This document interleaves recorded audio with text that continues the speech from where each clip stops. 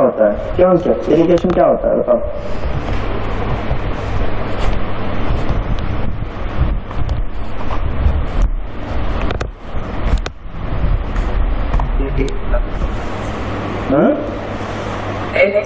Class में अरे तो बताओ, इरिगेशन कभी सुने होंगे? सिंचाई क्या होती है?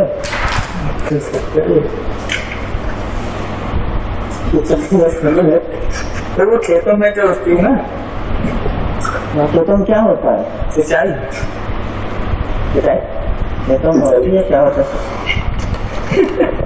खेतों का होती है उर्वर? सिंचाई। उर्वर उर्वर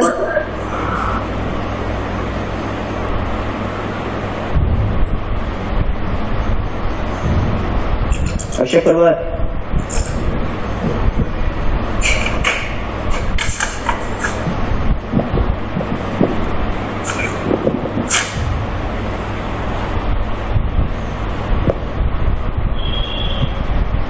चलो छोड़ो। बेसिक पे आते हैं इरिगेशन। ठीक, इरिगेशन क्या कहते हैं? इरिगेशन का मतलब होता है हिंदी में सिंचाई।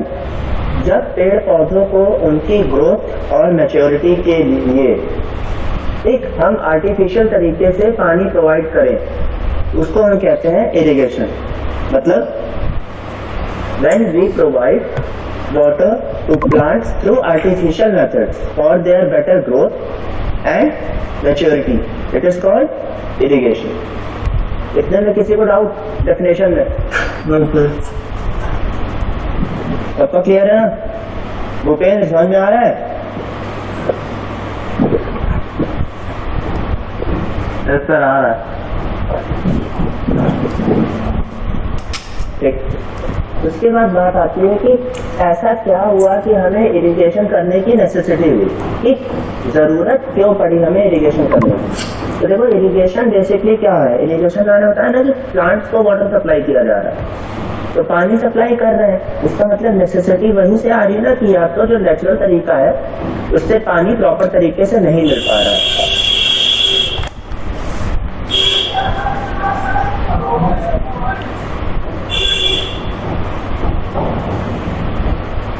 प्रॉपर तरीके से पानी नहीं मिल पा रहा है। तो अब ये प्रॉपर तरीके से नहीं मिल पा रहा है तो इसके दो रीजन हो सकते हैं। साफ शब्दों में अगर बात की जाए कि या तो बारिश जितनी रिक्वायर्ड है उतनी बारिश हो नहीं रही है, या कहीं पर ज्यादा बारिश हो रही है और कहीं पर कम बारिश हो रही है। ठीक, तो what we can say that the basic two requirements that come for irrigation are either the place is not getting ample amount of rainfall or there is some uneven amount of rainfall. ठीक है, इतने में किसी को doubt? भाई आखिरी बार बता रहा हूँ ये टॉपिक, कल टेस्ट लूंगा, ये भी बता रहा हूँ अभी।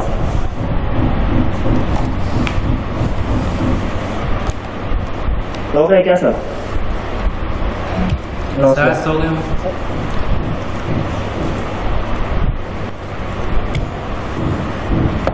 गूगल फॉर्म भेज दूंगा रात तक, गूगल फॉर्म पे टेस्ट होगा, ठीक है? क्या भेज देंगे? Google form. ये क्या होता है? तो भेजूंगा तो देख लेना। ठीक, थोड़ा सा एडवांसमेंट हुआ इस बार, पॉलिटेक्निक अगले लेवल पे जाएगा पेपर के लिए। इंजीनियर्स हो आप लोग, क्या मन हो इंजीनियर? अभी नहीं सर, अभी तो बनने की कोशिश कर रहा है। चलो बैक टू स्टडी। 2 पॉइंट समझ में आ गए? अब देखो, तीसरी चीज क्या होती है, कई बार इरिगेशन की रिक्वायरमेंट इसलिए और ज्यादा हो जाती है क्योंकि जो आपकी सॉइल में प्रेजेंट सॉल्ट्स होते हैं, ठीक है, सॉल्ट्स होते हैं, उनको डाइल्यूट करने के लिए भी हम इरिगेशन करते हैं। सॉल्ट्स क्या होते हैं पता है रितम केसरी? क्या होता है सॉल्ट?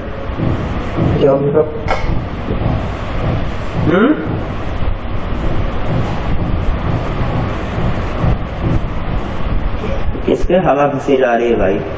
शालीन म्यूट करो। शालीन वाइट म्यूट करो। अर्पित नेटवर्क नहीं है, तुम भी म्यूट कर दो।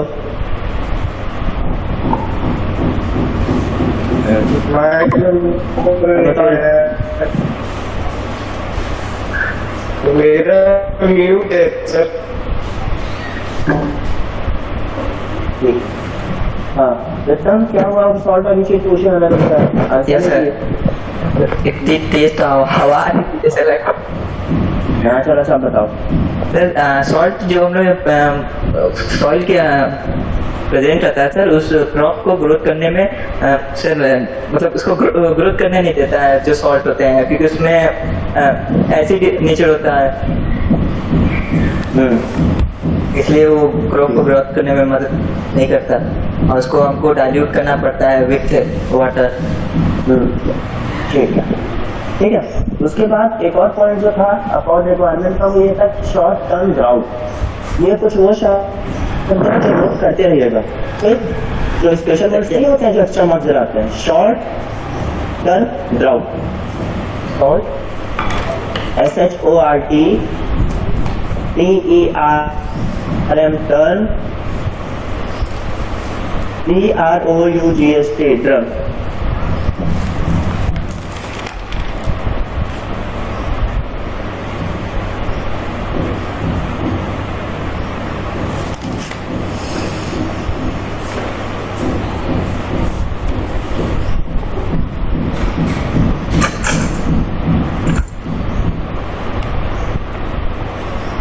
इतना में किसी कोई दिक्कत?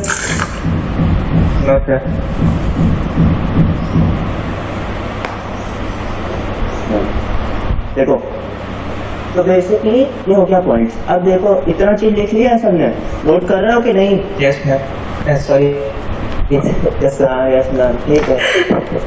उसके बाद बात आती है कि इरिगेशन के टाइप्स कितने हो, ठीक है? तो इरिगेशन जो होता है वो हमारा बेसिकली दो ही टाइप का होता है।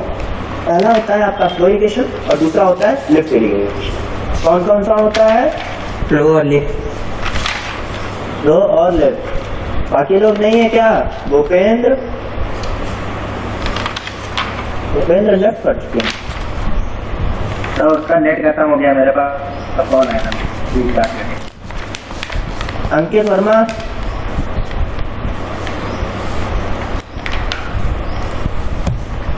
अंकित वर्मा,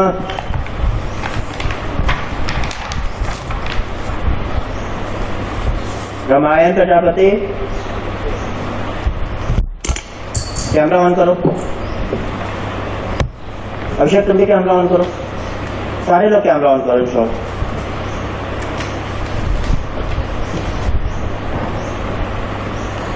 एटलीस्ट पता तो रहे कि हो भी कि जैसे नेट ऑफ करके चले ही गए हो खाली मीटिंग ज्वाइन करके। अंकित वर्मा, कैमरा ऑफ हुआ किसी को मीटिंग से निकाल दूंगा।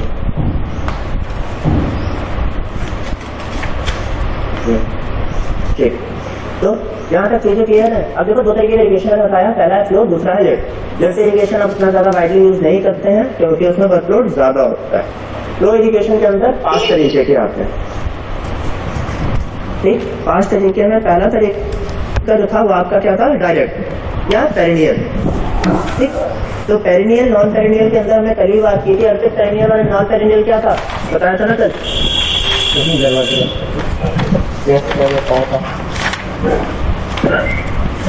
पेरिनियल वो होता है जो जहाँ पे कांस्टेंट अमाउंट में वाटर मतलब कंटिन्यूसली अवेलेबल होता है।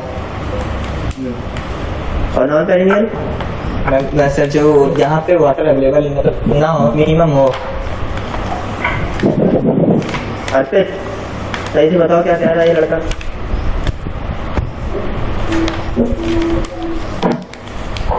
Mic mike mike mike mike Arpit mike. अरे सॉरी सर, पेरिनियल जो वो वाटर होता है, मतलब जो हमारा वाटर होता है वो एक हमारी जो क्वांटिटी होती है जो रिक्वायर्ड सर। बोलो बोलो, सुन रहा हूँ। सही बोल रहा हूँ? हाँ बोलो बोलो। और नॉन पेरिनियल वो होता है जो रिक्वायरमेंट के कंपैरिजन में जो वाटर होता है हमारा, उसका रिक्वायर्ड होने के बावजूद उससे लेस होता है। इन शॉर्ट अगर हम पेरिनियल और नॉन पेरिनियल की बात करें तो पेरिनियल वो होता है जिनमें फ्लो जो होता है वो अमाउंट कांस्टेंट रहता है throughout the year. Non perennial वो होता है जिसमें फ्लो अमाउंट रिड्यूस या डिक्रीज होता है according to the temperature and season. ठीक, जो बोला तुमने ऐसे तो भी लिख लो, ठीक है। तो इसके बाद आते हैं, तो सबसे पहली बात है कि डायरेक्ट या पैरेलल लो। तो डायरेक्ट या पैरेलल को मैंने कल समझाया था, सारी क्या होता है तो बताओ। क्या सर? डायरेक्ट पैरेलल को समझाया था ना।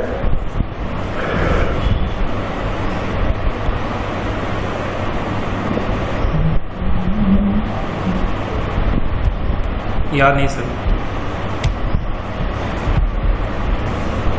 अमन, यस सर।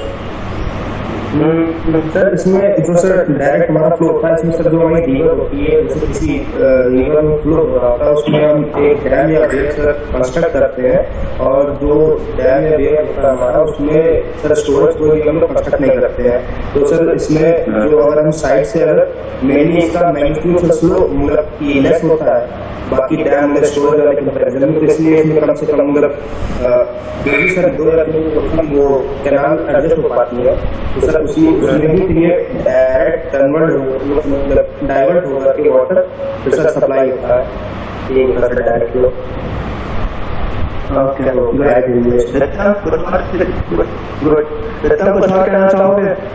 सर इसमें जो होगा तो ठीक ही होगा। उठ के बैठ जाने, कमर तोड़ दूंगा। सर उठ के सर लिखना भी रहता है। बैठ के लिख नहीं पाते हो? सर इसमें हो रहा है सर जो बोला है डायरेक्ट इरिगेशन के बारे में, तो सर वाटर जो हम लोग किसी भी कैनाल के थ्रू मतलब जो नहर होता है उसको हम लोग निकालते हैं सर, तो उसमें बिना किसी स्टोरेज के थ्रू वाटर को स्टोर बिना किए हुए उसमें डाइवर्जन करते हैं सर, कंस्ट्रक्ट करते हैं डायरेक्ट लैंड पे। और कोई कुछ कहना चाहेगा इस पे? रमायण कोई टिप्पणी?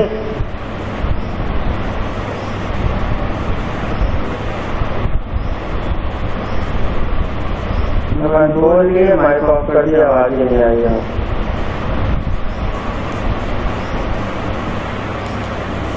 चलो चलो, जो चीज हमने बताई वो सबसे क्रिएटिव जितना हमारा आंसर सही था। होता क्या है बेसिकली, अब किसी रिवर या जैसे तुमने जितना बहुत है, ठीक,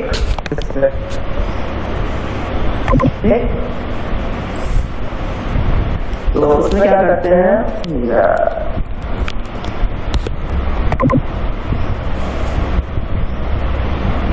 रियलमी 5 प्रो कौन है?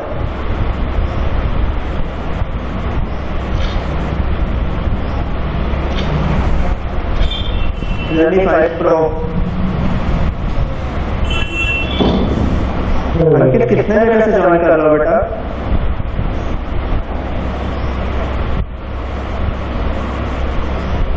मोबाइल से भी करोगे, लैपटॉप से भी करोगे?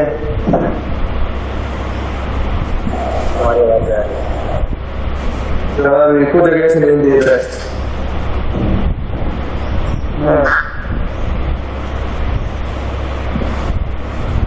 चलो तो वापस आते हैं। तो पहले डायरेक्ट लेवल क्या होता है, इसलिए आपका डायरेक्ट होता है, उसमें कोई भी स्टोरेज का डायरेक्ट लगाते हैं, लेवल में डायरेक्टली एक लो हेड का बैग लगा देते हैं, ठीक। उससे क्या होता है, लोअर बैग होता है तो जो वाटर होता है उसको ज्यादा डाइवर्जेंस ना करके उसमें बेसिकली 2 से 3 ड्रेनेज निकाल देते हैं, और उसके बाद हम 2 से 3 मेन ड्रेनेज में छोटे और ड्रेनेजेस निकाल देते हैं, और वो आपका इरिगेशन में हेल्प करता है, ठीक है।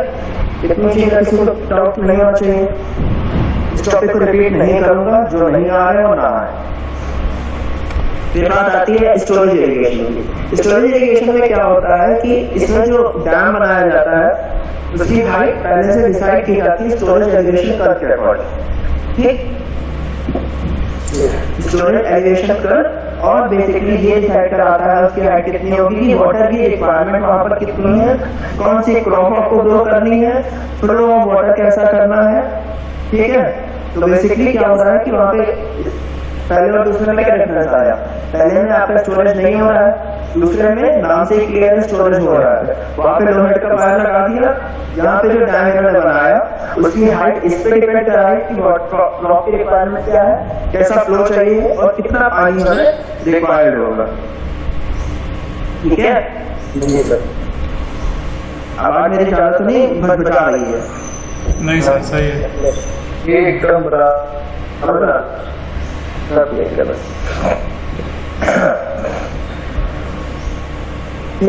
तो जो वाटर जो होता है उसको हम जो स्टोर करते हैं सोइल इरिगेशन में, वो क्या होता है, वो अपस्ट्रीम साइड पे स्टोर किया जाता है डैम या वायर में। ठीक, उस पानी को हमने स्टोर किया, उसके बाद पानी स्टोर कर लिया, पानी स्टोर करने के बाद क्या होगा, छोटी छोटी ड्रेनेजेस बना देंगे। उन ड्रेनेजेस से क्या होगा, पानी as per the requirement, as per the flow, हमारी जो भी रिक्वायरमेंट होगी उस अकॉर्डिंग से हम पानी को एक्सट्रैक्ट कर सकते हैं। ठीक, ये बेसिकली हम नॉन पेरिनियल रिवर्स में यूज करते हैं, क्योंकि देखो बात बताई थी ना शुरू में, पेरिनियल और नॉन पेरिनियल में क्या फर्क आया। पेरिनियल और नॉन पेरिनियल में फर्क ये आया था कि जो आपका पेरिनियल का flow throughout the motion constant रहता है।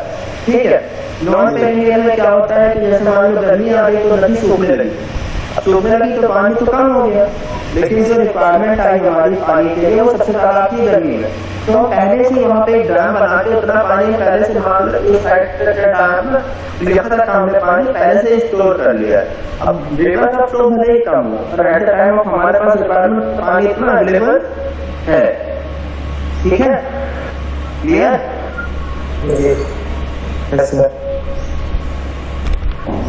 किसी को डाउट हो तो बोल दो। सर जैसे आपने बताया डायरेक्ट पैनल लेयर जो भी बताया, तो उसमें जो है पहले आपने बोला कि रिवर्स होते हैं, फिर उससे कैनाल से होते हैं, फिर उससे में से छोटे ड्रेनेज निकले होते हैं इरिगेशन के लिए।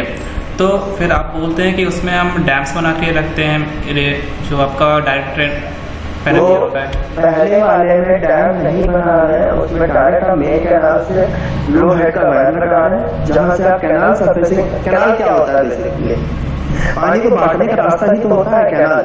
जी सर। कैनाल क्या होता है?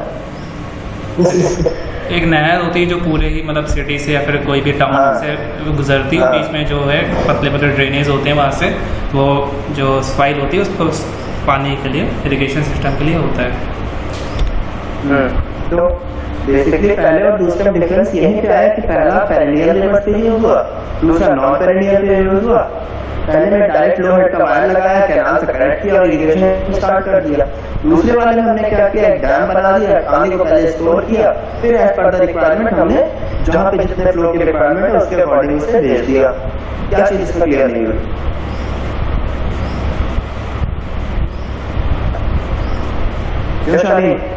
क्या डाउट है? ठीक है। हो गया, चलो तीसरे पे आते हैं। तीसरा क्या था, कंबाइंड, जहाँ पे स्टोरेज भी हो रहा था और डाइवर्जन भी हो रहा था। इसके बारे में कौन बताएगा मुझे? तो सबसे ज्यादा इसी पे डिस्कशन हुआ था, अमन बताओगे? सर बताओ। सर मतलब कोई मतलब रिवर है सर, उसपे हम पहले डैम कंस्ट्रक्ट करते हैं और सर अपस्ट्रीम साइड पे एक रिजर्वायर बनाते हैं जहाँ पे मतलब स्टोरेज करते हैं वाटर की। ठीक है सर, और उसके बाद मतलब जब हाइड्रो पावर जनरेशन में सर ये वाटर जो हम स्टोर करते हैं उसमें ये यूज होता है। उसके बाद सर जो क्या होता है कि डाउन स्ट्रीम में वही वाटर हम डिस्चार्ज करते हैं। ठीक है, फिर सर जो वाटर मतलब हमारी मेन कैनाल हो गई और सर उसमें ब्रांचेस में वो डिवाइड होती जाती है। उसके बाद तो सर दूसरा मतलब वेल लगा होता है, वो मतलब डाइवर्ट करता है वही जो हम डिस्चार्ज करते हैं वाटर, तो अलग अलग कैनाल में डाइवर्ट होकर फिर क्लियर तक पहुंचता है।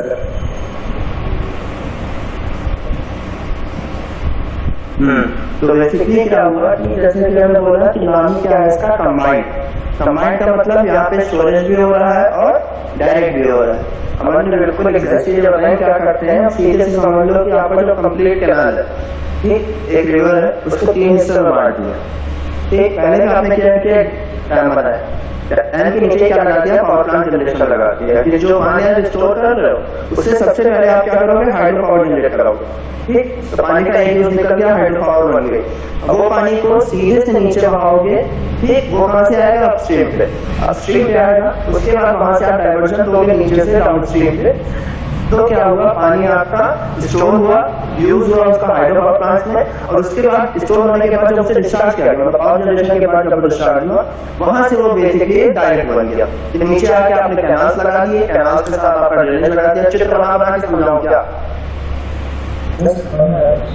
बुक में बना हुआ है, समझ में आ रहा।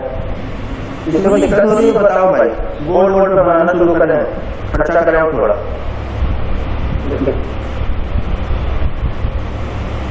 है सैलरी नहीं आ रही, वैसे ही आप लोग खर्चा करा लो। कोई और ज्वाइन तो नहीं है टीचर बुराई चलो मजाक हो गया। तो बीच चीज समझ रहे हैं कंबाइन में कैसे क्या होता है? अभिषेक विदाउट यार ये यादव कल हमको फोन किया था कि सर क्लास ले रहे हैं आप, आपने मैसेज किया तो उसमें दिल्ली मुंबई कोलकाता सब लिखा था, हमें लगा हम लोग की क्लास नहीं होगी।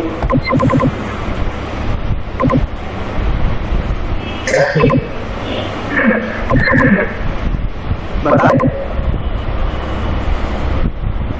रियल फाइट करो, बताया मेरे लड़के ने, पता है बोला रियल फाइट होगा कोई छुपा रिश्ता रितम छुपा रितम के रुस्तम। चलो उसके बाद आते हैं अगला जो होता है, क्या होता है अगला टॉपिक क्या था? Hydrologic cycle. हाइड्रोलॉजिक साइकिल, देखो हाइड्रोलॉजिक साइकिल वही है जो बचपन से आप लोग वाटर साइकिल पढ़ते आ रहे हैं, ठीक है। बेसिकली क्या होता है, हम सबको पता है कि जो अमाउंट वाटर अवेलेबल है पूरे अर्थ सरफेस पर वो 3 फॉर्म में प्रेजेंट है। कौन कौन सा? रत्न केसरी, पानी कौन कौन से फॉर्म में प्रेजेंट है? पहले सर तो आइस के फॉर्म में है, दूसरा जो पॉन्ड में है, पॉन्ड में, और जो दरिया में उसको हाँ वो पॉन्ड से ही है उसी है। तो अच्छा और एक बिलो ले दूसरा, तीसरा बिलो लेवल में गया, रख के बिलो भी तो है सर। अच्छा जाओ जरा खोदना बचा के लो सर बिलो है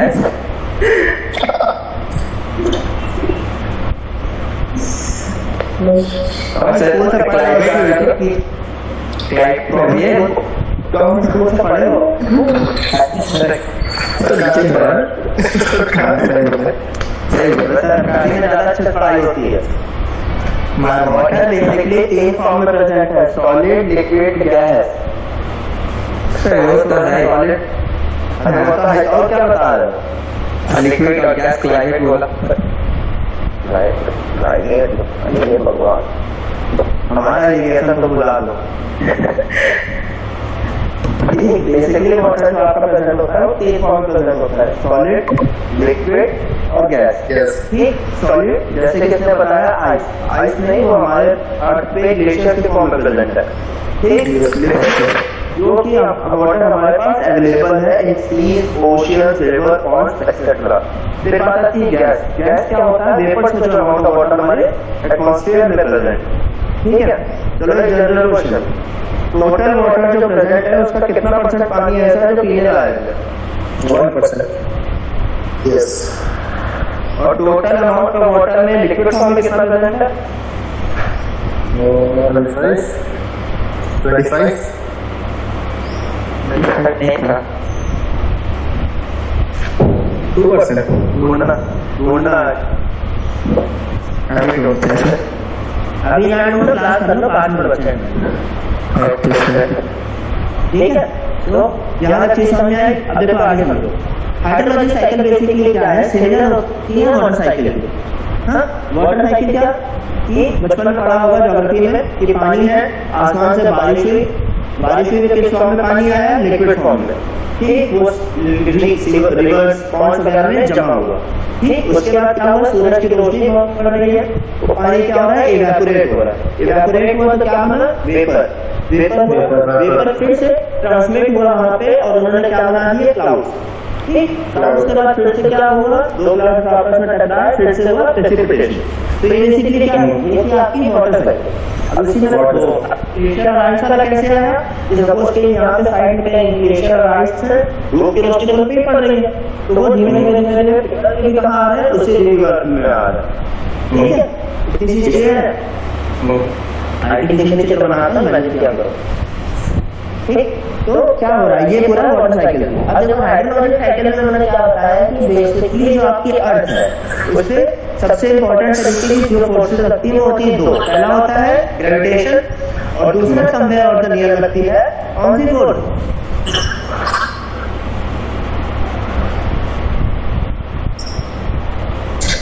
सोलर फोर्स। एक जो सूरज की वजह से रोशनी, सूरज की वजह से जो अर्थ पे फोर्स लगती है उसे उन्होंने बोला सोलर फोर्स। ग्रेविटेशन फोर्स के बारे में हमको तुमको सबको पहले से पता है। एक जो तीसरी फोर्स की यहाँ पे उन्होंने बात की जिसके बारे में लोग कम जानते हैं, उस फोर्स को उन्होंने क्या नाम दिया,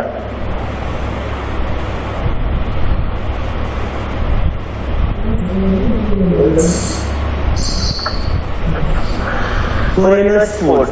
ठीक, अब कोरियोलिस फोर्स क्या होता है, बेसिकली कोरियोलिस फोर्स का इसका एक बहुत ही छोटा सा एग्जांपल क्या है कि ये फोर्स बेसिकली आपके सर्कुलर मोशन में हेल्प करती है। ठीक, जैसे मान लीजिए ग्रेविटेशन फोर्स हो गई, एक बता दीजिए सोलर फोर्स हो गई। कोरियोलिस फोर्स का क्या है, ये फ्रेम ऑफ रेफरेंस में वर्क करती है। सपोज कीजिए आपकी अर्थ यू रिवॉल्व कर रही है, ठीक, यू रोटेट हो रही है अपनी एक्सिस से, सॉरी, एक अपनी एक्सिस से यू रोटेट हो रही है, तो जो कोरियोलिस फोर्स होगी ये किसी भी ऑब्जेक्ट के फ्रेम ऑफ रेफरेंस पे उसके लेफ्ट पे एक्ट करेगी, जो उसके सर्कुलेशन में हेल्प करेगी। मान लीजिए आपका ऑब्जेक्ट है, ठीक है, इसके लेफ्ट पे लगी, ऑलरेडी ऐसे रोटेट हो रहा है, और लेफ्ट पे लगी तो क्या होगा, रोटेशन और सर्कुलेशन में हेल्प करेगी। रामायण कहाँ चलते चले जा रहे खेत में, लास्ट कर लो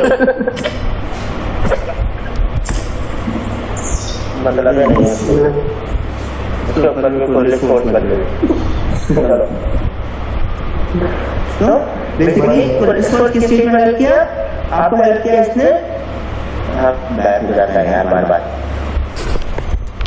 सर्कुलेशन में हेल्प किया। ठीक है, इतनी चीज क्लियर है।